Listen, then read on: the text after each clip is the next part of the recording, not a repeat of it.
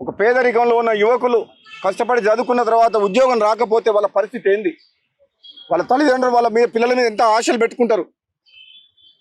ఉద్యోగం లేక ఇంటికి పోయే పరిస్థితి ఉండదు. హైదరాబాద్లో ఎగ్జామ్ చేస్తే ఉద్యోగం వచ్చే పరిస్థితి ఉండదు. ఎన్నో సమస్యలతోటి ఎంత సతమతమవుతుండ్రో పేద విద్యార్థులు, నిరుద్యోగ యువకులు. ఒక్కసారి ప్రభుత్వం కూడా మానవత్వంతో ఆలోచిస్తే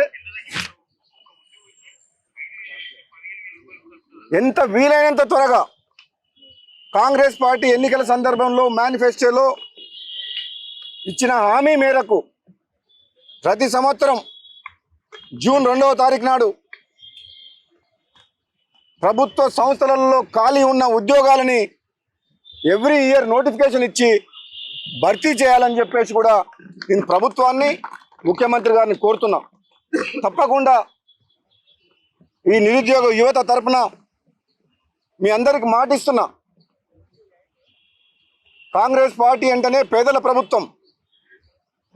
కాంగ్రెస్ పార్టీ ఈరోజు తెలంగాణ విమోచన దినాన్ని కూడా ప్రజాపాలన దినోత్సవంగా ఈరోజు ప్రకటించింది. అంటే ఇది ప్రజల కోసం.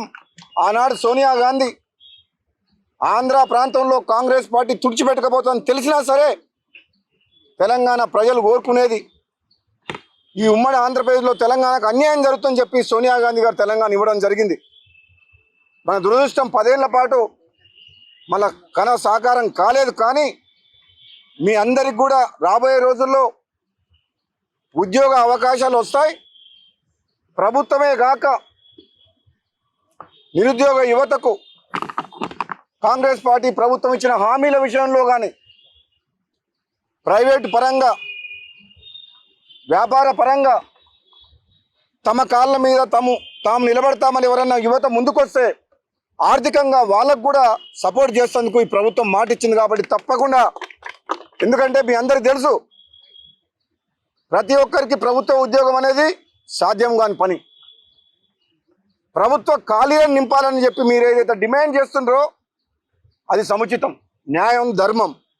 కాబట్టి ఆ విషయంలో